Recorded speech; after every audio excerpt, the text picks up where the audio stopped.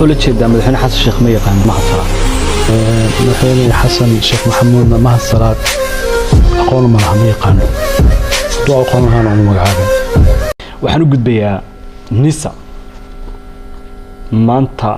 waxa xukuma mahadsalad waa maxay aragtida magacaabidiisa maxaad ka aaminsantahay magacaabistiisa maxaan ka aaminsanahay mise asaga maxaan ka aaminsanahay magacaabidiisa saad u aragtaa ani say kuma lihi qof Soomaali oo la magacaabay waaye madaxweyne Soomaaliyeed ah magacaabay madaxweyne xasan sheekh maxamuud mahadsalad aqoon ma laha ma yaqaano دعاء قولها أنا مقعابين يعني نيدا ونجنيا ما في له إنه يقانو هذو يقانن أو مقعابين لكن سداد كل كم سو شقين هذا أمنية سياسة كسو شقي مدحونها كو كلسون تاس دي ما أركو قيب تاس وكو صحسين هذا قيب سوي دينيس تيم كيسوها صاحب بولاها سياسة كلسو شقي لبا تيرم سدح تيرم بوحي اللي بان نقضي ودنا عاسدين لقى إيجو ونقن كرا تاس دي ما أركو مدحونها إنه صاحب ليه هو بوزيتيف وحوانك سوان ولا تشيد مدحين حسن الشيخ ما يقان ما الصلاة waxaan qiyaasayaa in madaxweynaha uu khalad weyn galay inuu mahadsalad hay'adaas u dhiibay baaritaan fara badan inuu ku sameeyana ahayd hay'adaas kale qofka loo dhiibayna waa la baaraa backgroundkiisa la baaraa aqoontiisa la baaraa shakhsiyadiisa la baaraa xataa hadduu saaxiibka yahay dad kala duwanna waa kala tashtaa aniga markaan maqlay inuu madaxweynuhu ka fikirayo mahadsalad fariin baan u faray warbixin baan u gudbiyey qof ay saaxiibo yihiin baan ugu faray warbixintana waa la gaarsiiyey laakiin waan ka naxay markii aan maqlay in ninkaas loo magacaabay aad baan uga naxay runtii maxay sabab mahadsalad dadka Soomaaliyeed iyo ummadda Soomaaliyeed dhibaatooyin aad u waaweyn buu u geystay nisa institutionka nisa la yiraahdo sida ay u dhisan tahay khataraha ugu waaweyn ay ka hortagto argagixisada gaar ahaan al-shabaab mahadsaladna xiriir weyn buu leeyahay muddo dheer oo 8 sano 10 sano ku dhow xiriir wada shaqeyn uu leeyahay xiriir wuxuu leeyahay shaqaale uu yahay wada shaqeyn xataa ma shaqaale uu yahay wuxuuna kamid yahay dad aan xogtooda haynay oo markastana khatarahooda aan ka hortagi jirnay qaarna anagoo ka hortagayna ayna dhaafi jireen kareemiyo waaweyn dalkan uu ka sameeyay waxaana diyaar u ahay ummadda Soomaaliyeed meel kasta iyo goob kasta inaan u sheego waxaan rabaa inaan kuu sheego sargaalka nabad sugidda Soomaaliya ka tirsan ee sir qaran la wadaaga taliyaha cusub ee la magacaabay waa qof sirtii qaranka u dhiibaya qofkii laga ilaalinayo Fahad Yaasiin eed weyn ayaa jeedinaysaa eedaas mar kamida mararka adaa lagu jeedin jiray maanta hay'adii banaanka ka joogta dawladda banaanka ka joogta isla eedii kala jeedinaysaa raiiska dhiciso ma farqi yar baa jira marka dadka aniga ii jeedin jiray sirdoonka may soo shaqeeyeen dad waxay ahayn siyaasiyiin banaanka iska taagan madaxweynayaal ku jiray taliyaal hore sirdoon ku jiray madaxweynayaal may oran magaceygana may sheegin laakiin dad sirdoon ka soo shaqeeyo madax ka soo noqday aniga ima eedeyn dad siyaasiyiin magaalada iska jooga eedeynay laakiin aniga faylal aan la dhaqmay oo aan la macaamalay oo gacanta ku hayay oo ka shaqeeyay oo resultigoodii aqaano way waxaan ku sheegaa hal iyo labo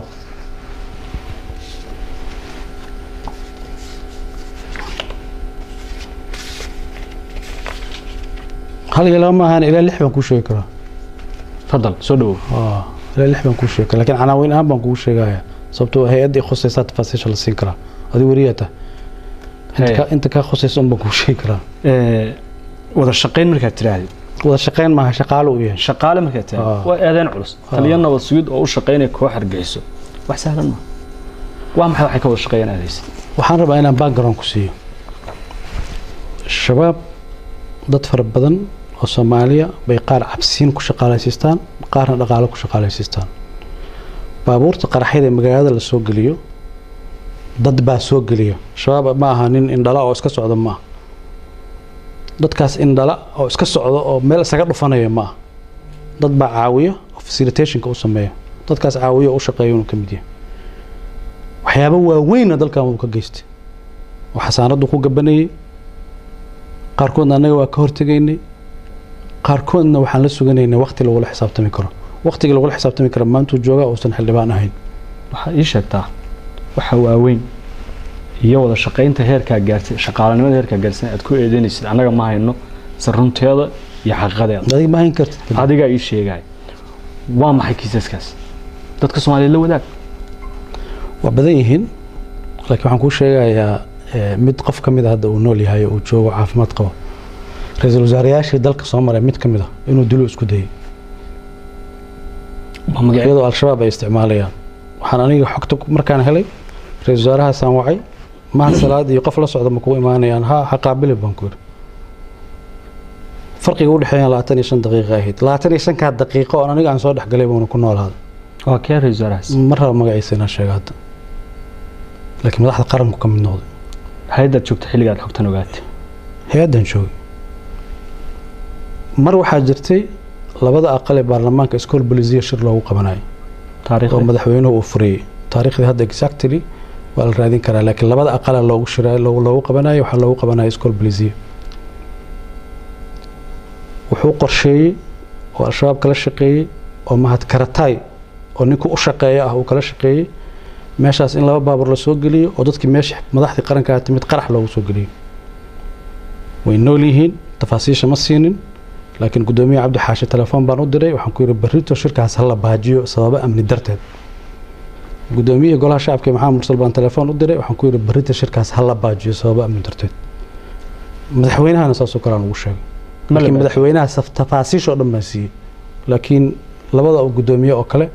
waxaan u sheegay sabab amni darro oo argagixisadu maleegayso inay qayb ka tahay mala joojiyay shirkiisa lagu baajiyay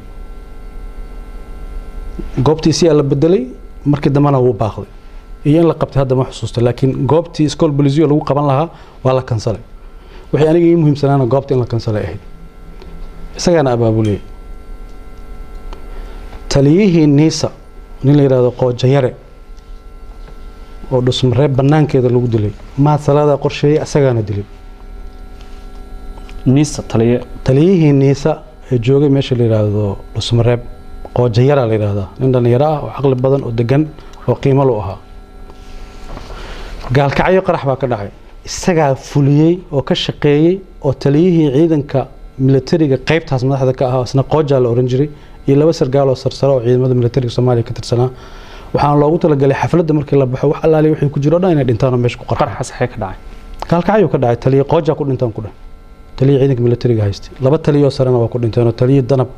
waxa ula jeedaa qaraxii ra'iisul wasaaraha markuu gaalkacyo booqanayay ee dhacay galab meel barxadaas oo dadka kula hadli rabo waxaan loogu talagalay shirkaas oo dhan in lagu carqaladeeyo dad Soomaaliyeed oo fara badan meesha ku dhintaan asaga abaabulay asagana ka dambeeyay waana xaqiiqo marqaati iyo cadeyn iyo cid la ogeyd iyo cid kasto kamid ah tafaasiishadan aan sheegi karno magaalada Muqdisho hoobiyaal fara badan lagu soo ridi jiray hoobiyaasha asaga gadi jiray asaga isku dubar ridi jiray meesha laga soo ridaana asaga soo ridi jiray waxa intaas ka yaab badan baan ku sheegayaa wuu ogaa in anaga ognahay laakiin wuxuu ku gaban jiray xasaanadu haysto xildhibaanimada ahayd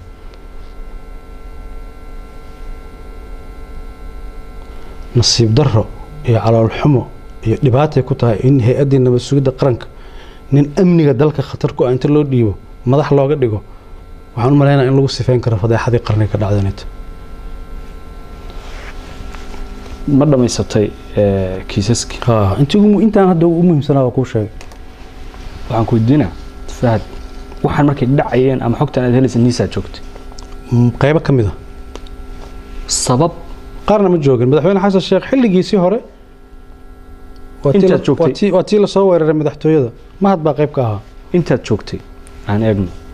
wada shaqayntan aad shaqaalaha iyo wada shaqayntan aad sheegaysa ee maanta mahad ku eedeynayso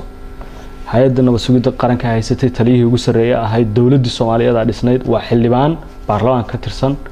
maxay xogtiisa loo sheegay si sahal waxa la dhihi lahaa nin mucaaradaha la beegsanaya waana been sadis baa la dhihi lahaa wixii dhihi lahaa wax kale lama soo kordhiyeen ma wixii dhihi lahaa waa wax kale laakiin cadeymaha ay niisa hayso inay soo bandhigto mahad oo aan maanta taliye nabad sugid ahayn oo xildhibaan baarlamaan ku jira oo mucaarada maxaa loo sheegay hadda xildhibaan lama maxkamadeyn karo maxkamadeyn kama xogta in la sheego hadda xogta cidii khusaysaa loo sheegaa cid kasta looma sheego cidii khusaysaa loo sheegaya ra'iisul wasaare aan ku sheegay wuu ogyahay ka yaab badan baan kuu sheegaya ra-iisul wasaare maxamed xuseen rooble markii la magacaabay xafiiska koowaad uu booqday waxay ahayd nisa uu noo yimid waa sheekaysanay presentationaa u sameynay warbixinta hay-addaa siinay kabacdi gaar baan ula fariistay dadka al-shabaabka ku xiran ee systemka dowladda ku jira qaarkood waliba meelo muhiima ku jira magacyadoodan u tiriyey maha salaad ka mid baa dadkaan u sheegay carwankaasaa ra-iisul wasaaruhu hadhoofaad iima sheegin dadkii aan u sheegay u tirsho ku jiro markaasuu madaxa gacanta saaray maanta mar kalen kugu celinayaa adoo bannaanka jooga eedaynta aad hadda jeedinaysid fahdow soo kama wanaagsaneyn adoo niisa ka ah agaasime ama dowladda ka tirsan in niisa ay macluumaad ka baahiso xogta baahiso si maanta ay markhaati u noqoto maalintaas oo lama awood annaga waxaan ka fikiraynay dadka Soomaaliyeed inta aan xakameyn karin amniga inaan xakameyno khatartan ka weyn ma garan khatar ka weyn baa dhici lahaa aan celinayba ma khatartan ka weyn qaar waxaan garanayaa khatar ka weyn sameyn lahaa oon qabanay oon xakameynay oon joojinay laakiin aan diinay dadku inay magaalada kala cararaan talabaad qofka markaad xogta ka gudbinayso waa inaad tallaabo ka qaadi karto ninka waxa limaan tallaabo kama qaadi kartid laakiin hadda waxaan la suganaynaa inuu yimaado meel lagu la xisaabtami karo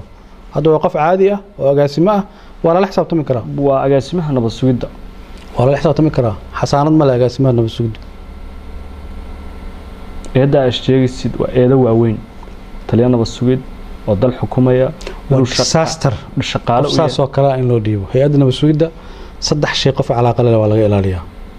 qof korruptida waa laga ilaaliyaa